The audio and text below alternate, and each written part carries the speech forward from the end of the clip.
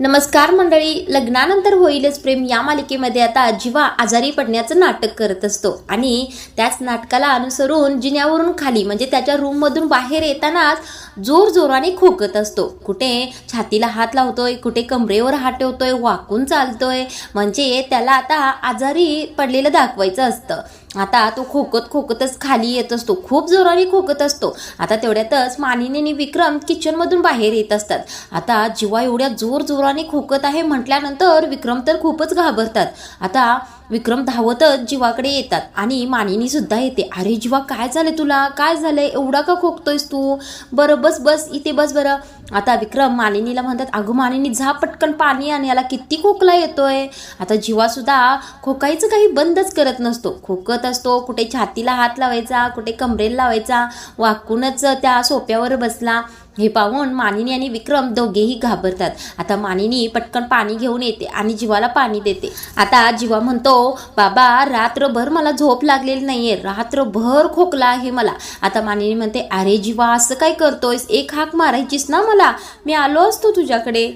आता जीवा खूपच असा मोठ्याने श्वास घेत असतो, खोकत असतो. म्हटल्यानंतर विक्रम पटकन खिशातून मोबाईल बाहेर काढतात आणि म्हणतात, थांब जरा, मी डॉक्टरांनाच फोन करतो आणि त्यांना बोलवून घेतो. आता हे ऐकल्यानंतर जीवा म्हणतो, बोलवा, पण कोणत्या डॉक्टरांना बोलवत आहात तुम्ही. आता मानिनी म्हणते, अरे आपल्या नेहमीच्या डॉक्टरांना बोलवत आहेत ना ते. त्यावेळेला जीवा म्हणतो, नको त्यांना नको, माझ्या हार्टच्या डॉक्टरांना बोलवा. आता मानिनी म्हणते, अरे आपल्या नेहमीच्याच डॉक्टरांना बोलवणार ना ते. त्यावेळेला जीवा म्हणत असतो, नको हार्टच्या डॉक्टरांना बोलवा, कारण माझ्या इथेच खूप दुखत आहे. आता विक्रम म्हणत असतात, अरे तुला साधा खोकला आहे ना, मग हार्टच्या डॉक्टरांना का बोलवायचं आहे बरं. आता जीवा खोकतच म्हणत असतो, जरी तुम्हाला माझा हा खोकला वरवर साधा आणि सर्दीचा वाटत असला तरी तो साधा नाहीये, तो खोकला मला हृदयातून येत आहे. आता जीवा मात्र खूपच घायल होऊन खोकत असतो. आता त्याला काहीच सुचत नसतं. आता मानिनी म्हणते, अरे जीवा खरंच तुला काही होतंय का, तुला एवढा त्रास होत आहे का. आता मानिनी म्हणत असते, जीवा मला खरंच तू काही सांगत नाहीस बघ. आता मानिनी आणि विक्रम दोघेही खूपच घाबरलेले असतात. आता हा जीवा मात्र अचानकच हसायला सुरू करतो की. आता मानिनी म्हणते, अरे काय हसतोयस तू. आता जीवा हसत्याला पाहून विक्रम सुद्धा जीवाला हळूच फटका देतात आणि म्हणतात, काय तुझं काय चाललं आहे हे. आता जीवा म्हणतो, बाबा आणि आई तुम्हाला खरंच वाटलं ना की मला खूप जास्त बरं नाहीये, मला ताप आलाय, खोकला आलाय, असं खरंच वाटलं तुम्हाला. आता मानिनी चिडते आणि जीवाला हळूच फटका देते आणि म्हणते, म्हणजे तू हे सगळं नाटक करत होतास का, काय जीवा काय वागतोयस तू. आता जीवा म्हणतो, अगं आई तसं नाही, पण सांग, खरं सांग, माझं हे नाटक तुम्हाला खरंच वाटत होतं ना. बाबा तुम्ही सांगा बरं, खरं वाटत होतं ना. आता विक्रम म्हणतात, अरे हो तुझं सगळं हे खरं वाटत होतं, पण एवढं आजारी पडण्याचं नाटक कशासाठी, अरे सांग आम्हाला तरी सांग.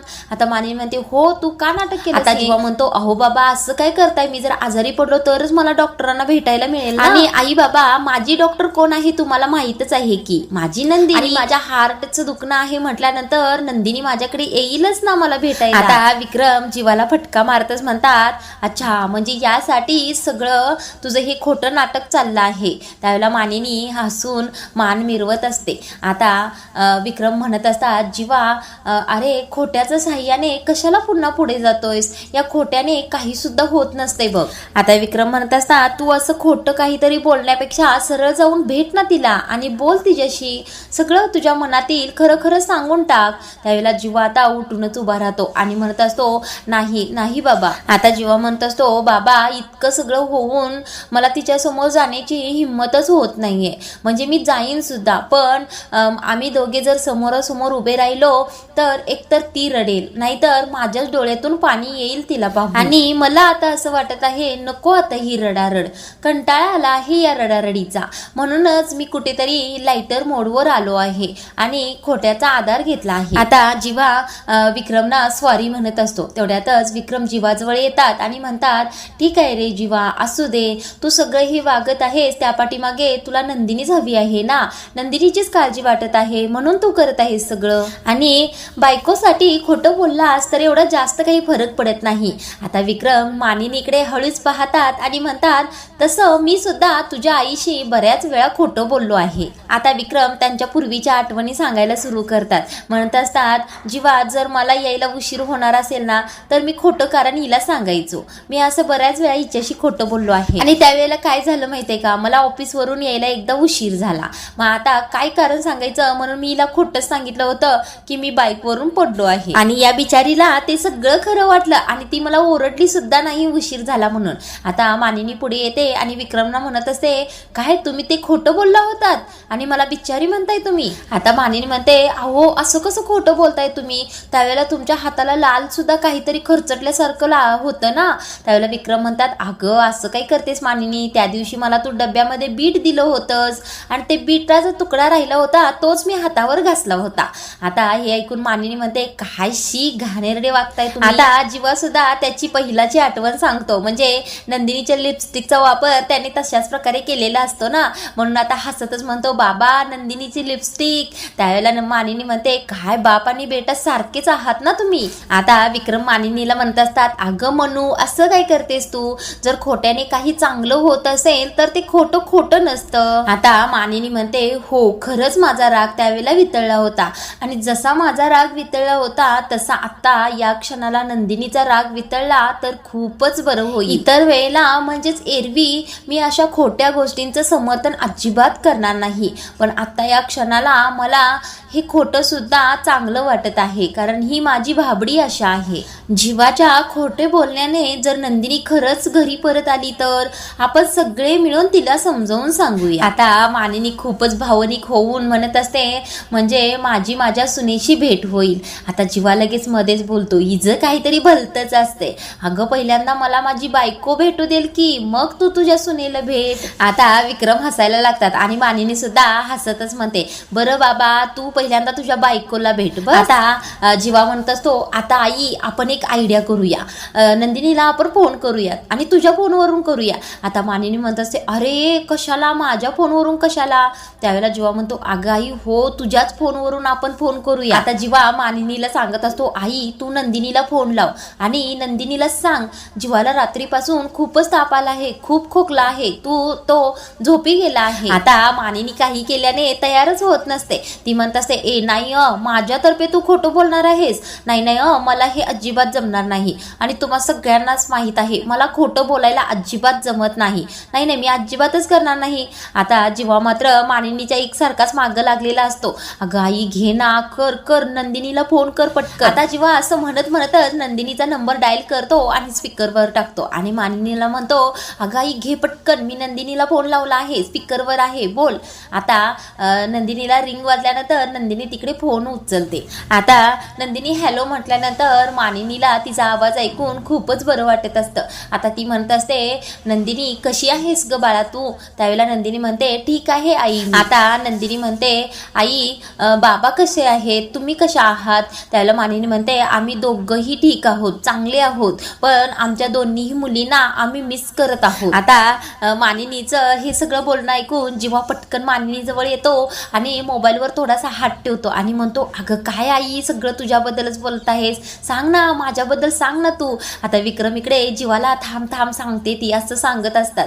आता जीवाला काही केल्या दमच पडत नसतो. आता मानिनी खोटं बोलायला सुरू करते, ती अडकळतच बोलत असते. आता ती नंदिनीला म्हणत असते, अगं नंदिनी फोन अशासाठी केला होता म्हणजे झालंय असं की जीवा खूपच आजारी पडला आहे. आता जीवा इकडे खूपच खोकला आला आहे असं नाटक करत असतो. आता मानिनी म्हणत असते, अगं रात्रीपासून त्याला खूपच सर्दी ताप खोकला आहे. आता जीवा तिकडे शिकलेलं नाटक करतो. आता जीवाचं जरा ओहरत चाललेलं असतं, म्हणजे नंदिनीला हे कळणारच की हे सगळं नाटक सुरू आहे. आता मानिनी म्हणत असते, नंदिनी थोडंसं घरी येऊन जातेस का. त्यावेळेला नंदिनी म्हणते, सॉरी आई, कारण आता तिथे परत येणं माझ्यासाठी तरी शक्य नाही. आता नंदिनी मानिनीला म्हणत असते, खरं तर मी आज जीवांना फोन करणारच होते, मला त्यांना भेटायचं होतं, म्हणजे आता ते आजारी आहेत म्हटल्यावर राहू दे, ठीक आहे. आता नंदिनी असं म्हणाल्याबरोबर जीवा सगळं नाटक सोडतो बाजूला आणि लगेच मानिनीच्या हातून फोन घेतो आणि म्हणतो, ए ऐक ना नंदिनी, नाही नाही नाही मी आजारी वगैरे काही सुद्धा नाहीये, तुला कुणी सांगितलं मी आजारी आहे म्हणून, मी अगदी व्यवस्थित आहे, सांग कुठे भेटायचं आहे, मी लगेच येतो तुला भेटायला. आता नंदिनी म्हणत असते, तुम्हाला तर बरं वाटत नाहीये ना. आता विक्रम तिकडून म्हणत असतात, थोडं नाटक कर नाटक. आता जीवा पुन्हा खोकत आहे असं नाटक करतो, म्हणजे आता जीवा म्हणतो नंदिनीला, नंदिनी आई म्हणते ते बरोबर आहे, म्हणजे थोडंसं मला वाटत नाहीये बरं. म्हणजे इतकी तब्येत खराब नाहीये की मी बाहेर येऊ शकणार नाही, मी येऊ शकतोय, मी लगेच येतो तुला भेटायला. आता नंदिनी जीवाला म्हणत असते तुम्हाला काहीही झालेलं नाहीये, तुम्ही अगदी व्यवस्थित आहात हे मला माहित आहे आणि मला तुम्हाला भेटायचं आहे. त्यावेळेला जीवा म्हणतो नंदिनी मला सुद्धा तुला भेटायचं आहे कारण मला तुझी खूपच आठवण येत आहे. आता नंदिनी म्हणते मी ऍड्रेस आणि वेळ दोन्ही पाठवते तुम्हाला असं म्हणून फोन कट करते. आता इकडे मात्र मानिनी आणि विक्रम खूपच खुश झालेले असतात. हा जीवा तर काय जोरानेच ओरडायला लागतो, एवढ्या जोरात ओरडतो की बापरे. आता इकडे येऊन विक्रम आणि मानिनीच्या खांद्यावर हात ठेवून आनंद व्यक्त करत असतो. आता हा जीवा खूपच आनंदात असतो म्हणजे नंदिनीने त्याला भेटायला बोलवलेलं असतं म्हणून. आता जीवा विक्रमना नमस्कार करतो आणि म्हणतो बाबा मला आशीर्वाद द्या आणि माझ्या डोक्यावर हात सुद्धा ठेवा आणि म्हणा तथास्तु. आता विक्रम सुद्धा तसंच करतात, ते सुद्धा खूपच खुश असतात ना. आता जीवाच्या डोक्यावर हात ठेवतात आणि म्हणतात तथास्तु, तुझ्या सगळ्या इच्छा पूर्ण होऊ द्या. आता जीवा विक्रमना म्हणत असतो आजच्या दिवस तुमचा चार्म मला उसना द्या. आता विक्रम सुद्धा उगीच दिल्याला नाटक करतात. माझी बायको थोडीशी रुसली आहे आणि तिचा आता मी रुसवा काढूनच शांत बसणार आहे. आई मी येतो ग असं म्हणत असतो. तेवढ्यात मानिनी म्हणते अरे जीवा थोडासा नाश्ता करून जा ना. त्यावेळेला जीवा म्हणतो अगं नाही आई मला आता भूकच नाहीये, मला तिला भेटायचंय म्हटल्यानंतर माझं पोट भरले. येतो आई मला आवरायला पाहिजे, नाहीतर मला थोडा जरी पोचायला उशीर झाला ना तर तिला आणखी चिडण्यासाठी कारण मिळेल. आता मानिनीच्या हातामध्ये तिचा मोबाईल देतो आणि जीवा त्याच्या रूम मध्ये आवरायला पटकन पळतच जातो. आता इकडे विक्रम पाठीमागे हसतच म्हणत असतात किती हा उत्साह जीवाचा नंदिनीला भेटण्यासाठी. आता विक्रम मानिनीला म्हणत असतात पण मानिनी नंदिनी एवढ्या लवकर सगळं विसरून याला भेटायला बोलवते म्हणजे काहीतरी वेगळंच वाटतंय ना. त्यावेळेला मानिनी म्हणते हो म्हणजे नंदिनी इतकं सगळं होऊन सुद्धा कसं काही जीवाला भेटायला बोलवते, अंदाज लावणं थोडंसं कठीणच आहे पण ठीक आहे बोलवलंय तर जाऊन येऊ दे. आता विक्रम म्हणत असतात नंदिनी नक्की सगळं काही विसरून जीवाला एक संधी देणार असणार. त्यावेळेला मानिनी म्हणते देव करो आणि असंच घडो, तुमचा प्रत्येक शब्द खरा होऊ दे, तुमच्या तोंडात साखर. आता इकडे जीवा त्याच्या रूम मध्ये त्याचा आवरण्यासाठी आलेला असतो. आता तेथीलच नंदिनीची लिपस्टिक घेतो आणि आरशावर हसत असलेला चेहरा काढत असतो. आता काढतो आणि त्याच्याकडे स्वतःच पाहून हसत असतो. आता जीवाला खूप जास्त नंदिनीची आठवण येत असते. आता आरशामध्ये स्वतःला पाहूनच हसत असतो. त्यावेळेला त्याला पाठीमागे नंदिनीच आली आहे असा भास होतो. आता नंदिनी दिसत आहे म्हटल्यानंतर जीवा खूपच खुश होतो आणि पाठीमागे वळून पाहतो तर खरंच नंदिनी असते. आता त्यावेळेला नंदिनी सुद्धा खूपच हसतमुख असते. आता तिला पाहून जीवाला खूप आनंद झालेला मात्र नंदिनी खरंच तिथे नसते, तो त्याचा भास असतो. आता नंदिनी त्याच्या हातातील कंगवा घेते आणि त्याच्या डोक्यातच मारते. आता जीवा शुद्धीवर येतो आणि पाहतो तर काय नंदिनी तिथे नसतेच. आता जीवा केस विंचरून झाल्यानंतर कपाटाकडे जातो कपडे घालण्यासाठी. त्यावेळेला तो कपाट उघडतो आणि त्याला पुन्हा पाठीमागे नंदिनी दिसते. आता नंदिनी हातामध्ये जॅकेट घेऊन उभी असते. आता जीवा तिला पाहून पुन्हा खुश होतो आणि नंदिनीच ते जॅकेट त्याला घालत आहे असा भास होतो. आता जॅकेट घालून झाल्यानंतर इकडे तिकडे पाहतो तर पुन्हा नंदिनी नसते, म्हणजे त्याला सारखा जिथे तिथे नंदिनीचाच भास होत असतो. आता जीवाला जिकडे तिकडे नंदिनीचा भास होत असतो. छान रोमॅन्टिक सॉन्ग सुद्धा सुरू असतं. आता जीवा तयार झालेला असतो आणि घड्याळ घालत पुन्हा आरशासमोर जातो. आता घड्याळ घालत घालतच पुन्हा नंदिनी पाठीमागे त्याच्या उभी आहे आणि छान दिसत आहात असं खुणावत आहे असं त्याला भास होतो. आता जीवा सगळं काही आवरून हॉलमध्ये येतो. त्यावेळेला आई बाबा असं करून त्या दोघांना हाक मारतो. त्यावेळेला विक्रम आणि मानिनी तेथे येतात आणि आता जीवा पुन्हा त्यांना नमस्कार करतो आणि म्हणतो मी येतो. आता त्यावेळेला विक्रम म्हणतात मोहीम पत्ते करून ये. आता आई येतो ग असं म्हणून जीवा जाणारच इतक्यातच येतात तिथे वसुंधरा आत्या. आता त्या म्हणतात एक मिनिट जीवा कुठे निघालास रे आत्या या वेळेला. आता या आत्याबाईंच्या बरोबर ती रम्या सुद्धा असते. आता वसुंधरा असं म्हटल्यानंतर जीवा म्हणतो मी माझ्या नंदिनीला भेटायला निघालो आहे. त्यावेळेला ती रम्या मध्येच बोलते आणि म्हणते सिरियसली पार्थला एवढा त्रास देऊन सुद्धा पुन्हा तू नंदिनीला भेटायला निघालास का. आता ही रम्या वाटेल तसे जीवाला बोलत असते. आता ती म्हणत असते एकदा तरी भावाला विचारलंयस का कसा आहेस काय करतोयस म्हणून. बरोबर आहे तू कसा विचारणार ना, तू आणि त्या काव्याने तर त्याच्या पाठीमध्ये खंजीर खुपसला आहे. आता विक्रम मधीच बोलतात आणि म्हणतात ए रम्या काय बोलतेस ग तू, त्याला का दोष देतेस, त्याची काय चूक आहे, तो पार्थशी बोलण्याचा प्रयत्न करतोयस की. उलट मला जीवाने आज सांगितलं पार्थ दादाला आज ऑफिसला पाठवा म्हणजे त्याला थोडा चेंज मिळेल, त्याला त्याच्या मोठ्या भावाची बरोबर काळजी आहे, तुम्ही दोघी अजिबात बोलू नका. आता या वसुंधरा आत्या आता या वसुंधरा आत्या म्हणतात, काळजी आहे, मोठ्या भावाची काळजी, किती काळजी आहे ते मोठ्या पडद्यावर दिसलंच आहे की. सगळ्यांनी पाहिलं आहे की काव्याला किस करताना. आता मानिनी चिडते आणि वसवात्यांना म्हणत असते, अहो ताई काय बोलताय, काय वाटतं ते कशाला बोलताय उगीच तुम्ही. आता मानिनी वसवात्यांना खडसावून सांगत असते, पुन्हा असं काही सुद्धा बोलायचं नाही. जीवा आणि काव्यामध्ये असं काहीही झालेलं नाहीये, त्यांचा सगळा भूतकाळ मी ऐकलाय. आता मानिनी म्हणते, सगळ्यात महत्वाचं म्हणजे तुम्ही दोघी यात का पडताय बरं, तुम्ही आमच्या बाबतीत अजिबात काही बोलू नका. त्यावेळेला रम्या म्हणते, असं का मामी प्रत्येक वेळेला आम्हाला बोलतेस, आम्ही काही परके आहोत का, यांच्यामुळे लोक आम्हाला सुद्धा बोलत आहेत, दोष देत आहेत. 16 डिसेंबरला तुमच्या घरी जे काही घडलं ते सगळं खरं आहे का, शिवाय या दोघांच्यामुळे आमच्या ऑफिसमध्ये नुकसान झालं आहे, सगळे शेअर घसरले, यांच्यामुळे सगळ्यांना मनस्ताप झाला आहे आणि पार्थला सुद्धा खूपच त्रास झाला आहे आणि पार्थला झालेला त्रास मी नाही पाहू शकत मामा. आता रम्या थोडीशी चिडून म्हणत असते, आणि मामी सारखं काय बोलत असतेस ग तू, आम्ही या घरामध्ये राहतो, तुमचे कोणीतरी लागतो आणि म्हणूनच आम्ही बोलत असतो ना. आता वसवात्या म्हणत असतात, इतका जीवा नाचत नाचत नंदिनीला भेटायला जातोयस ना, पण तू विसरलायस का नंदिनी आणि पार्थने तुझ्याशी संबंध तोडले आहेत. नाही, कदाचित तुला या गोष्टीचा विसर पडला आहे आणि तुला काय वाटतंय रे जीवा, एवढं सगळं होऊन सुद्धा नंदिनी तुला परत मिळणार आहे का. त्यावेळेला जीवा आता चिडतो आणि म्हणतो, एक मिनिट, तुम्हाला सगळं या गोष्टींशी काय देणं घेणं आहे बरं. आता जीवा मात्र खूपच चिडलेला असतो. तो म्हणतो, एकतर आता मी तुझ्या वाट्याला जात नाही आणि आता तू माझ्या वाट्याला गेली आहेस, तर ठीक आहे, आता ऐक, हे सगळं जे काही घडलं आहे ना ते सगळं तुझ्यामुळेच घडलं आहे. आता जीवा वसवात्यांना चांगलाच खडसावत असतो आणि म्हणत असतो, तू तुझ्या या मूर्ख मुलीच्या स्वप्नांच्या पायी आमच्या चौघांचं आयुष्य उद्ध्वस्त केलंस आणि याच्यासाठीच तू नंदिनीला किडनॅप केलंस आणि त्या दिवशी पार्थ दादाचं आणि काव्याचं लग्न झालं आणि नंदिनीचं आणि पार्थचं आयुष्य उद्ध्वस्त झालं आणि माझं आणि काव्याची स्वप्न उद्ध्वस्त झाली. जिवंतपणी मरण यातना सोसल्या आहेत आम्ही चौघांनी आणि तू मला विचारतेस नाचत नंदिनीला भेटायला निघाला आहेस म्हणून. तुला काय करायचं आहे ग, मी नाचत नंदिनीला भेटायला जाणार आहे आणि तिला वाजवत घरी घेऊन येणार आहे माझी बायको म्हणून.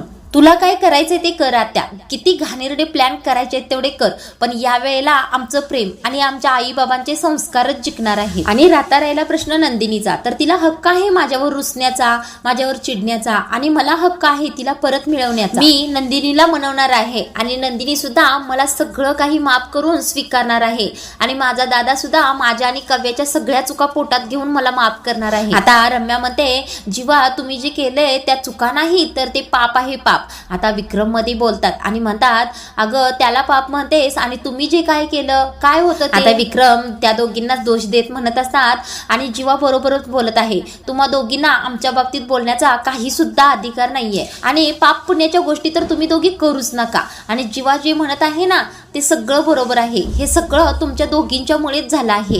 आता विक्रम खूप चिडलेले पाहून मानिनी, अहो शांत व्हा असं म्हणून विक्रमना शांत करत असते. आता मानिनी म्हणत असते, कशाला उगीच त्यांच्या नादी लागताय, जीवा निघालाय चांगल्या कामासाठी, जीवा तू जा बरं. त्यावेळेला आता विक्रम पुन्हा म्हणतात, अगं काय बघ ना या दोघी पाप पुण्याच्या गोष्टी करतात. आता विक्रम रागाच्या भरातच म्हणत असतात, नाही आपल्या घरामध्ये जे काही झालंय ना ते सगळं चांगलंच झालंय, या दोघांचा भूतकाळ सगळ्यांच्या समोर आत्ताच आला तेच बरं झालं. आता मानिनी म्हणत असते, अहो काय बोलताय तुम्ही. त्यावेळेला विक्रम म्हणत असतात, नाही बरंच झालं ग, आता या गोष्टी एवढ्या लवकर बाहेर आल्यात, येऊ देत ना, काय व्हायचं ते आत्ताच होऊ दे, उद्या त्यांना मुलं बाळ झालीत आणि त्यानंतर अशी वेळ आली तर एकमेकांना यांनी सोडलं तर काय वेळ येईल, किती वाईट संकट येईल ते. त्यामुळे खूप उशीर होण्या अगोदर हे सगळं सर्वांना कळलं आहे, खूप बरं झालं, कारण एक नवीन सुरुवात करण्या अगोदर जीवा आणि काव्याच्या मनावरचं ओझं उतरलं, हे खूपच बरं झालं आहे. आता विक्रम रागाच्या भरातच म्हणत असतात, पण मला एक गोष्ट कळत नाहीये, ते तसले अश्लील फोटो पेनड्रॉइव मध्ये आले कुठून. आता मात्र हा प्रश्न ऐकून वसवात्यांनी रम्या चांगल्याच हादरतात.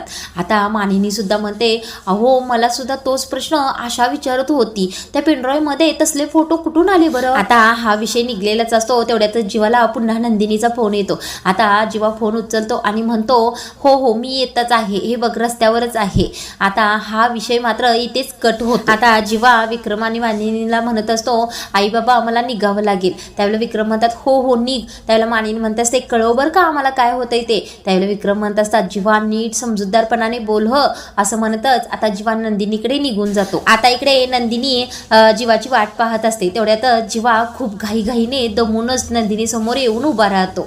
आता जीवा खूपच दमलेला आहे पाहून नंदिनी पर्समधील पाण्याची बॉटल काढते आणि जीवाला देते. आता जीवा पाणी पितो आणि घाईघाईनेच नंदिनीला सांगत असतो, एरवी मी नेहमी उशिरा पोहोचतो आणि ट्रॅफिकची खोटी कारणं त्या माणसाला देत असतो, पण नंदिनी आज खरंच आनंदाने आणि घाईघाईने तुला भेटायला येत होतो आणि सगळ्या रस्त्यातनं सगळं ट्रॅफिकच बघ. खरं खरं सांगत आहे नंदिनी, मी तुझी शपथ खरं सांगत आहे. आता जीवा शपथ घेतोय म्हणून परत एकदा सॉरी म्हणतो. आता नंदिनी म्हणते इट्स ओके. आता जीवा म्हणतो, नंदिनी तू कशी आहेस आणि आज तू काजळ लावलं नाहीस. म्हणजे असं म्हणतात मुली ज्यावेळेला एखाद्यावर चिडतात रुसतात त्यावेळेला त्या काजळ लावत नाही. आता नंदिनी म्हणते, बरोबरच बोलतात ना ते लोक, आणि काजळाचं काय घेऊन बसलात. माझ्या डोळ्यांमुळे अनेकांच्या सुखाला नजर लागून बसली आहे. आता जीवा स्वतःच्या मनातच विचार करत असतो, नंदिनी आता पुन्हा तेच बोलायला सुरू करत आहे, पुन्हा त्याच विषयाकडे वळत आहे. आता मीच काहीतरी दुसरा विषय काढतो आणि हिला यू टर्न मारायला लावतो. आता जीवा नंदिनीचा विषय बदलण्यासाठी उगीच म्हणतोय की सॉरी ह नंदिनी, मगाशी मी नाटक करत होतो ते खोकलेलं सर्दी तापाचं. आता जीवा म्हणत असतो, अगं काय करू पण नंदिनी, तुला मला भेटायचं होतं, मला तुझी खूपच आठवण येत होती म्हणून मी हे सगळं नाटक केलं आणि माझी हार्टची डॉक्टर तूच आहेस ना, आणि या पसारेवालेला या चकाचक बाई शिवाय औषध कोणीच देणार नाही. आणि तुला सांगू का नंदिनी, मला रूम मध्ये गेल्यानंतर फक्त तुझीच आठवण येते, असं जीवा सांगतच असतो. तेवढ्यातच नंदिनी म्हणते, आपण मुद्द्याचं बोलूया का, मी अगदीच वेगळ्या विषयावर बोलण्यासाठी इथे आले आहे आणि तुम्हाला सुद्धा बोलवलं आहे. त्यावेळेला जीवा म्हणतो, सॉरी, म्हणजे मला जे वाटलं तेच बोललो, माझ्या मनात जे होतं ते मी बोलून टाकलं. आता जीवा वारंवार नंदिनीला चकाचक बाई असं म्हणत असतो. त्यावेळेला नंदिनी म्हणते, प्लीज तुम्ही मला नंदिनी म्हणाल का. एवढ्यातच वेटर येतात आणि म्हणतात, मिसेस नंदिनी मोहिते तुमचा टेबल तयार आहे. आता नंदिनीने तिथे हॉटेलमध्ये नंदिनी मोहिते हे नाव सांगितलेलं असतं म्हणूनच ते वेटर नंदिनी मोहिते अशी हाक मारतात. आता हे ऐकून नंदिनी आत टेबल जवळ जाते. पाठीमागे इकडे जीवा विचार करत असतो, नंदिनी मोहिते असं का नाव हिने सांगितलं आहे आणि आजचा भाग इथेच थांबवला आहे. आता पुढील भागामध्ये जीवा नंदिनीला म्हणत असतो, मला माहित होतं तू डिवोर्स घेणार नाहीस आणि जीवा नंदिनीला कोणीही वेगळं करू शकणार नाही. आता त्यावेळी नंदिनी म्हणत असते, मी या दोन्ही नावांना वेगळं करणार आहे. आता नंदिनी म्हणत असते, आपण दोघं वेगळं होण्यातच आपलं भलं आहे. आता नंदिनी जीवाला म्हणत असते, आपण दोघांनी वेगळं होणंच आपल्या भल्याच आहे. आता इकडे जीवासाठी काव्याने पेस्ट्रीज गिफ्ट म्हणून पाठवलेली असते आणि फोन करून पार्थला म्हणत असते, आपण दोघांनी नंतर कधीतरी पेस्ट्री खाऊया, आता तात्पुरती तुम्ही एन्जॉय करा आणि ती गिफ्ट माझं प्रेम आहे असं समजा.